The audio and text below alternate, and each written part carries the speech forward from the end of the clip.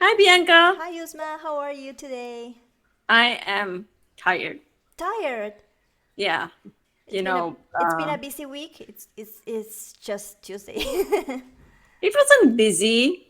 I think I just sort of catching up from last couple of weeks. Yeah. They were quite busy with one-on-ones and just Yeah. going out, doing the work, networking, all those things. Yeah. I saw you had 5 1-to-ones. Uh, I don't That's even. actually not exactly it Oh, because okay. some of them I didn't even enter it in the system. That's what I was thinking because we didn't enter ours. Yeah, I didn't enter my CUs. I didn't Oh. enter referrals that I gave. I didn't enter the one-on-ones that I did. So that's like misrepresented. Yeah, we need to keep recording everything we do. Sometimes it's hard to. Yeah, it's hard to do, especially Yeah. when you're doing things back to back. You know. Yep. Yeah. Exactly. How Yeah. about Yeah. you? Me, it's been very busy. It keeps being busy. I'm very happy. Um, I don't want to give the good news yet, but they are coming soon. So I've been very excited, very working on new projects. I just revamped my website. I don't know if you checked it out. If you haven't, please do. Um, Yeah, I would love to check it out. yeah. Please do because I have a new layout that I'm very excited about. It was a lot of code, but I did my best to make it perform as expected, so it's not too a heavy website. And I accomplished that, so I'm very proud of myself. Nice. Because, So yeah, you mentioned about code. Did you do yeah, like CSS code or HTML? yeah. CSS, CSS? yeah, yeah. Hmm. Okay. So must be a lot of branding there. Yes, it's very pretty, so please check it out and let me know what you think. Yep, Yep. will do. Yeah, And perfect. yeah, so I wanted to ask you. Last time we were talking, some I was like wondering some things about your religion and your clothes, you know, and well, last week I stayed like wondering if you were not hot, you know, like how Yeah. do you survive the summertime, or is that like a special fabric that you use? Yeah. Oh, So, okay. first of all, I'm very happy that you are able to ask questions because many people they have the questions, they don't ask. Okay. And what happens is then they get the information from media, which is like they're going to mess up your psyche. That's the best way of getting information is the first hand information, which is like in our case, reach out to the Muslim. Whenever you see a Muslim, they would appreciate you asking the questions. It's okay. You can even go to the mosque and ask questions, and they would welcome you. There is no threat. It's not Islam is not a cult. Islam is a Okay. religion. Actually what we say is Islam is better than a religion Uh-huh. because it's a way of life. Okay, I It's like that. not just religion. Religion is something that is just rituals, whereas there are ritualistic things like we pray 5 times a day, we fast and all those things, but it's more than that. It's like the Islamic values are, we just embody those throughout the day. So when it comes to the concept of covering, this is not a new concept. It's sort of like it's new. It's considered new in terms of how people view it now. But even if you go back, let's say 100 years back, you will see it in Christianity. You would see it in Judaism. You would see it in other religions as well. There is some form of covering for the women, and the basic concept is that women are considered precious. So Yes, we are. once, yeah. So it's like, the analogy would be you see a stone on the road, but you see the diamonds hidden. Okay. You see the sand on the beach, you see the gold hidden. So anything that is precious is hidden. So women are considered precious. They are not for everybody's consumption. They are not for everybody's eyes. So that's why, we cover ourselves first and foremost because our God commanded us. So that's it. Even if we don't understand the logic, we just follow it because He knows it. He created us. And the second thing is like there's so many benefits, and I have seen that those benefits. Yeah. My First of all, I don't need to conform to the ways how you know conform to the ways people dictate us. Like for example, if there's a fashion norm, let's say now that fashion has been started by a man, right? Okay. For by a human. Now we are going to follow that. So if we can follow something that is ordained by a human, why can we not do it for God? He has more rights over us. Let's say tomorrow, if Nike says, hey, put on your blankets, that's the new cool thing to do. What percentage of youth would you see that doing it? A lot, Yeah. right? A lot of people would just, without even realizing that it's weird, they would do it because Nike says it. Yeah. But when God says it, we are like, maybe it's not the best thing. So when it comes to hot, and so I have lived in like very, very hot and humid weather, Uh-huh. and I've lived in very cold weather. So when it comes to hot, when I was doing it, I'm from Pakistan. So when I was living in Pakistan, it's very hot over there. The Okay. Karachi is a port city, and it's very hot during the day. And I used to cover, and there was so many people, Muslim women, Uh-huh. who did not cover, and they Oh, used to ask, really? yeah, Oh, wow. and oh yeah, yeah, yeah. That is There something are all that kinds. nobody knows. I mean, we we have a perception. I mean, maybe it's just me, and I'm the only one that wasn't aware of that. But like, I had the impression that there, like, it was like a law that everybody needs to be covered. No, so in Pakistan, so in Saudi Arabia is more strict, Okay. and they do, you know, want all the women to cover. When it comes to, you will come across different cultures in different Muslim countries. So in Pakistan, it's like some areas are very conservative. Okay. You won't see women uncovered anywhere. You will come across many ethnic groups or cities that are like very sort of like, just like America. Okay. Women don't cover. So it's really what you want out of life. You can live by that. So when I was over there and I was not covering, I used to feel hot in the hot weather. When I Okay. started covering, I was still hot, Uh huh. right? Yeah. But in a better way, because one of the things that I learned is that it's basic science. When you are wearing something that is close to your body, you're basically trapping the heat. When you wear something loose, your body can actually Oh, like breathe. sweat better Uh huh. and get rid of the heat from the body and normalizes the temperature. So most of the women in here, let's say in America, in the hot weather, they are usually wearing the tank tops. What the tank top does, it's first of all, it's like not a natural, what do you call it, fabric, Okay. right? It's like polyester, lycra, and all those things, and then it stick to your body. Yeah. So it's sticking to your body. So what it's doing is basically trapping the heat. When I wear, let's say, scarf or I wear the loose, what we call abaya, Uh huh. it's basically I'm able to get rid of the heat within my body much better than if I was wearing a tank top. Got So it. it's actually better.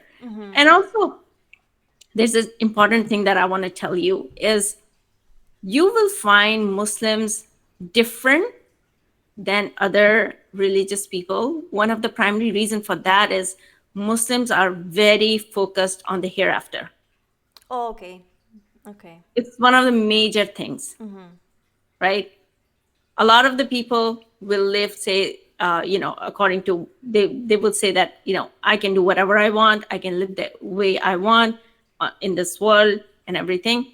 But in Islam and the Muslims, what they do is they are like, yes, we do have choices, we can live our lives in different ways, but our journey is just temporary in this world.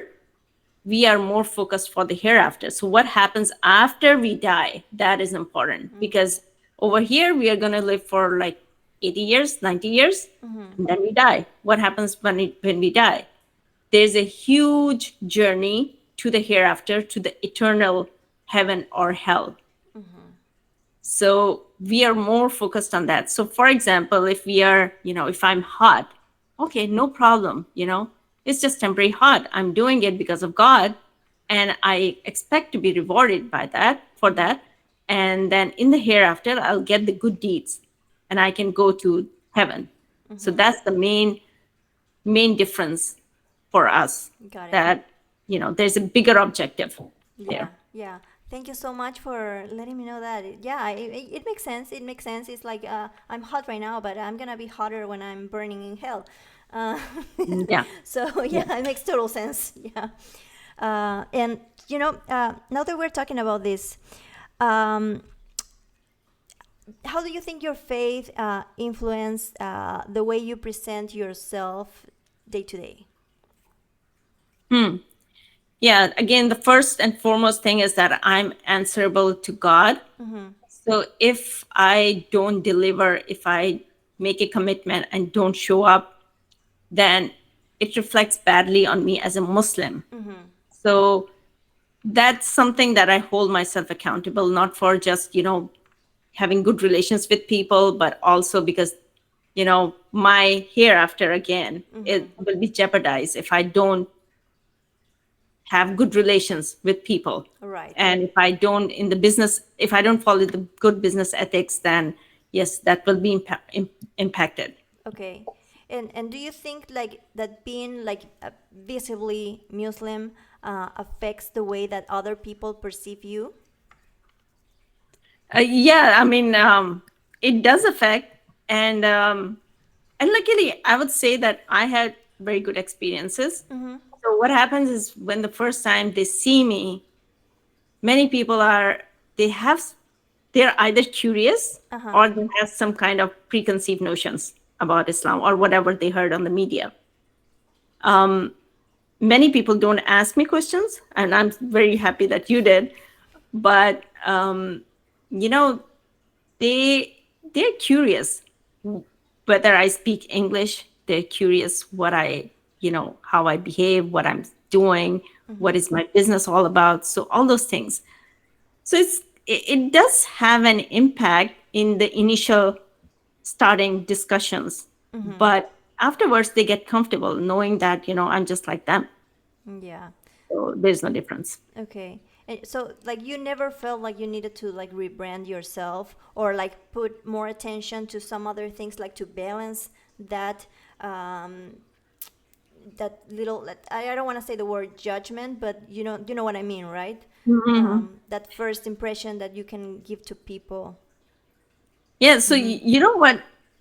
I'm like, this is me. I do not want to dilute my personality or my religion. This is me. This is my brand. This is Right. who I am. I am a conservative Muslim woman, and I'm all about it. My brand is all about it. Yeah. So, if you want to do business, this is just, who we are. So, I don't want to brand it in a way to suit other people, because, initially, yes, they might have some resistance to dealing with me, but I see people warming up and I see them welcoming me. So I haven't had any issues anywhere with anybody. So that's Cool. the good thing.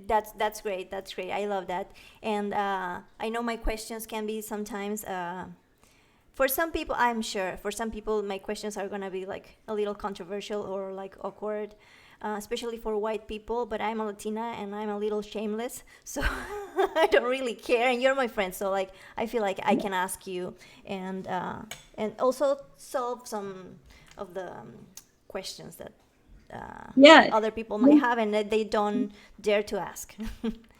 If we don't ask questions, we are not going to build the bridges. Right. It's that simple. Yeah, So that's I true. always appreciate if somebody wants to ask me questions. I would welcome it. Yeah.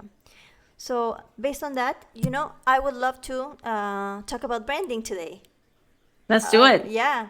So it's interesting how like perception plays out in how people treat us, and it could be religion, it could be just the way you look in general. If you have tattoos, the way you speak, your accent, so many things, and we just don't realize that, right? And branding, when people think branding, they probably think about logos and color palette, and they don't know that it's much more about how you present yourself and not so much about your color palette and your beautiful logo. Yes. Yeah. Yeah. So I forgot the question. No, there was no question. I was just I was just saying that. Okay. So yeah, yeah, I was just making a point, it's Oh, sorry. that is more than just color, logos, your website, your social media, the Yeah. fonts that you use. It's more, you need to define what your message is, what you want to project to your clients, to other businesses, in my case. um, so yeah, can you share a little Yeah. bit about your experience with that aspect? Do you feel like you have a brand defined already, or you're still working on that and trying to get to the right message for your audience? Oh, yeah. So every few months, I have this crazy idea. No, my messaging should be this or that. So I'm still in the process of putting it together. And it's not final. I don't see it happening, getting the right thing, the right messaging, the right branding for the next, I think, 2 years even. Okay. And I'm just going to give myself that space and experiment with different things before I can say, oh, wow, now I'm ready. Let me get professional branding done. So up until that time, I'm just going to keep experimenting, Yeah. maybe with messaging, with the niche, with the type of business model, with the kind of people I want my target audience to be, all those things. And Okay. then, yeah, then after that, I can do it. I can say, yeah, yes, this time for me to reach out to Paul or Tydeen, get my branding done. Got it. Got it. But you know what? Yeah. So why don't you let your audience decide what your message is? I mean, it can be faster, it can be more efficient, you know? Just keep testing, but see what message is giving you more results, what people like the most, you know? And yeah, it can take you some time, but just push it. Yeah, that's what I want to do. I want to just let it be and then figure out along the way what would be the right message Yeah. and what would be the right kind of businesses that I want to work with. Yeah, totally. Yeah, you define your the clients that you want, and from that, you can define so many things.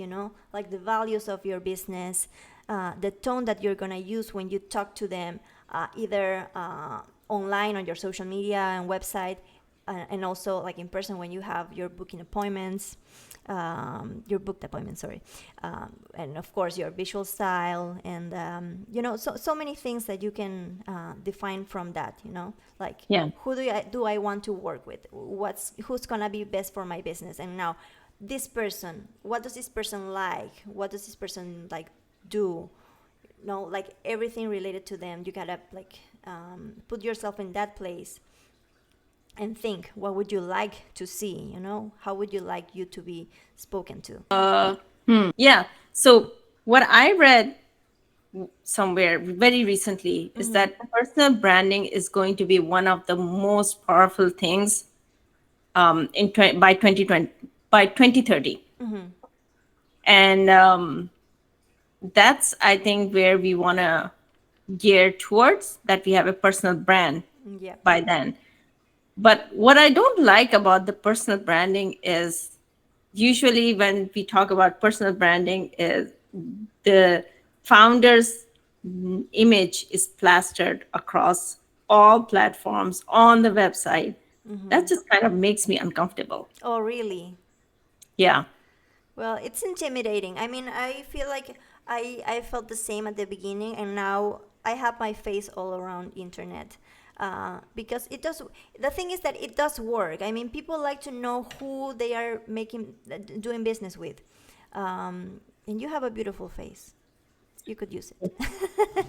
Yeah. Yeah. So, and something that sometimes people forget is that silence is branding too, and it's bad branding. Oh. If you don't show up to your appointments, if you show up late, if you have a how do I say it, like a not so polished appearance, all of those things are playing against you. And you're always like branding yourself, even if you don't have your face on flyers, on banners, just when you talk with your clients, that's your branding right there. When you meet someone, when you shake hands with someone, well, you don't, but when you say hi to someone, that itself is your branding. I mean, part of your Yeah. brand is that you say hi like with your hand on your chest. Yeah, you so know there comes my yeah, Islamic that's your values. I'm branding. like, That's part yeah. of who you are, right? Part of my branding is being a little like funny, and like always like wearing something that pops, like leopard shoes, or I don't know, like something. So I think that I really think that is part of your branding lately, is how you present your new business model. you know that that concept of like, I'm gonna work for free, but I'm gonna give you results, and from that I'm gonna gain. That is just, is you have right there a perfect branding message to Hmm. work with.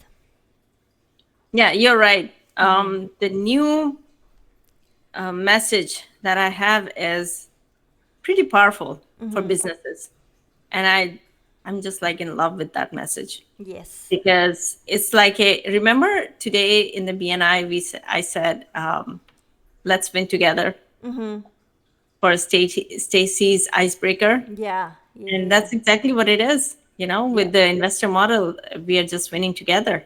It's like no upfront cost to them, and I'm generating money for them, and then I'm taking a cut. Yep. Who doesn't want that, right? Who Who doesn't doesn't want a want free that? money? Yep, exactly.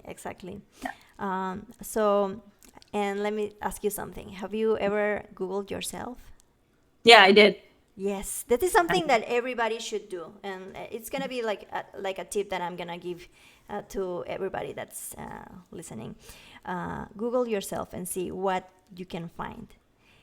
Do you find like memes on Facebook? Do you find you commenting on weird forums? Like, what do you see?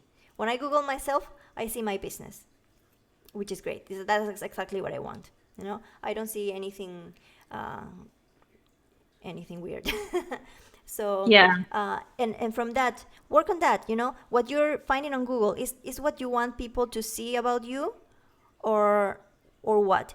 Sometimes it's better, maybe keep some things private. I don't know, like if you're posting controversial memes on Facebook, maybe just hide them, don't make them public, just keep them for your friends and close friends and family. uh, then be consistent, with who Mm. you say you are. I mean, if you already define your brand, if you already define who you are, what your message is, what your tone is, keep it that way. Don't switch it. Don't switch it. Be consistent, because that's gonna keep building your brand, your identity. Like people are gonna relate that concept with you immediately. You don't want to lose that. And it's good to be clear, but it's also good to be creative, and not repeat what other people are saying or doing, like have a little something that is only you, only yours, that really represents you. That's gonna be another like key thing to keep to keep you on people's mind. you know I remember you because you have something in particular that nobody else had, and like that makes me remember you. Way to present yourself, with your message. It's not like, hey, I do I'm sorry, I do email marketing, and like I'm gonna write for you and like send your emails. You never say that. You market it yourself. I mean, you market your services as like a marketing thing, and like with results, like this is what I can do for you. This is the tools that you have. These are the tools that you have, and this is what I can do with them. you know you make them think of things that they probably didn't think before. Like they have their listings and they don't know what to do with them. you know I have Yeah. 30,000 email accounts of people that are subscribed to my newsletter that I never post, and they are just there doing nothing, and they don't know that's an asset, and you make them notice that, and that's Yeah. huge. That's huge. I have a question for you. Yep. So, with the personal branding, like if I go on your website, what is the one thing, like I know you do a lot of automations and all that. What is the one thing that you can do with putting something on there that will make it look more modern, where people can get immediate attention and immediate help? For myself. Yeah, Okay. for yourself and then for the clients in general. Okay, I would say probably chatbots. Yeah, AI chatbots, and don't necessarily have to be AI, but it's a great tool to have. And it's when you log into your website, you're gonna see immediately the bubble that says, "Hey, can I help you? Like, what are you looking for?" Um, Something that I always have in mind, and that I give to my that I tell to my clients, is that people are lazy, and I don't mean that in a bad way, but we are just the same. We need to see the things like right away, otherwise we're gonna get bored, and like we're just gonna switch tabs. You know what I mean? So having what you need reachable, like right there, so you cannot miss it. That's what you need to do always. That's why I sometimes, first of all, the chat bots, and then like repeating, maybe buttons, repeating call to actions. And when I say that, I don't mean like that the call to action is gonna be the exact same, but that there's gonna be a call to action that's gonna make you go to the next step. What do you want people to do with your website? Your goal is to retain them, to make them like stay, to give you your email account, basically. You want them to book an appointment with you, so you can make them fall in love with your services. So having clear call to actions, having clear bubbles that ask you like, what do you want, basically. That's key. That's key. And yeah, right now I'm promoting a lot of chatbots. It's basic. I mean, it's 2025. AI is doing pretty much everything. So having that on your website is key. So this would be ideal for service industry, like maybe roofing, plumbers, Yeah. right? Or even coaches. Would they benefit from Oh this? yeah, of course. Even coaches. I mean, I think everybody. I mean, if you're selling something, a service or a product, or even yourself, it works because people want to know what you're offering. People want to understand exactly what's going on here, right? What you can do for them. So it doesn't matter what industry you are in. Okay. Yeah. And So, would it be better to get enough traffic on the website and then get the chatbot? No, what I always recommend is that if you're gonna drive traffic to your website, have something to show. I mean, you cannot work on your marketing to bring people to your website if your website is it's not gonna retain anyone. You know, make it nice, make it readable, make it like optimize. You know, make it fast, make it attractive, have clear call to actions, have a chatbot. So when you drive all the traffic there, either with ads or with amazing SEO, people are gonna have something to see. You know, if you let's say pay ads to drive traffic to your website, and there's nothing there, nothing to be seen, the layout is messed up, people are all gonna leave, and that's wasted money. So first things first. You know, your website is your business card. Okay, and one more question. Ideally, how long before you need to give your website a facelift? Facelift.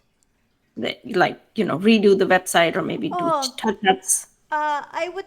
I mean, I would say that depends. Depending on if your message has changed, if your brand has changed, if your services have changed, you know, or if, for example, if you're paying for SEO services, we're gonna analyze like how have you been performing with that branding with those keywords, and if we see after 6 months that those are not working, then we can talk about rebranding, we can talk about like a revamping, like switching your services, like changing your keywords. So yeah, it depends really on what's going on with you with your brand. Nice. Yeah. And you do pop-ups as well, right? Yes, of Add the course. pop-ups and then capture the emails. Yes, I do. Okay. I do. Yeah. Yes, this is interesting because sometimes business are like weighing what should we do first, or what do we really need everything? Do we really need the SEO, the ads, the email marketing, the chatbot and everything? But what I've noticed is that you need to have a very cohesive marketing strategy to make everything work and really grow your business. Yeah. If you're taking one thing but not the other, you still, you're behind. Yep. What do you Yeah. think about that? Yeah, that's totally true. I mean, you have to be consistent, and of course, you can put more effort on what you see that's working best for you. But you cannot really leave everything to just luck or whatever. You need to have a plan. You always need to have a plan. If it's not a plan, it's just a dream, and you're never going to accomplish something. And now, there are some businesses that think I don't need marketing. I'm just fine like the way I am. Let me ask you something. Does your business need clients? Do you need to eat? I mean, at some point, whatever you're doing right now that's bringing you clients, it's gonna stop. So you always have to keep moving and exploring different marketing options. You know, sometimes, for example, for me right now, I've been marketing my business only doing networking in person for a while, and it has been working totally fine for me. But I know that I need to keep moving and start grabbing other options. Yes, I need to work more on my social media, for example. I need to work more on my newsletter. That's another thing. My SEO, it's wonderful and perfect, so I don't need to work on that so much.